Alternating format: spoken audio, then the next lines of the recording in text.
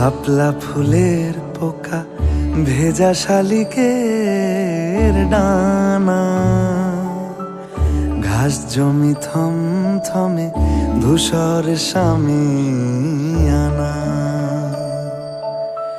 শাপলা ফুলের পোকা ভেজা শালিকের ডানা,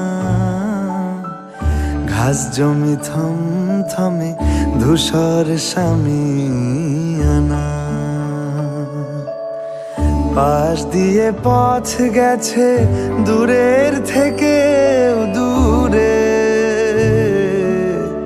পাশ দিয়ে পথ গেছে দূরের থেকে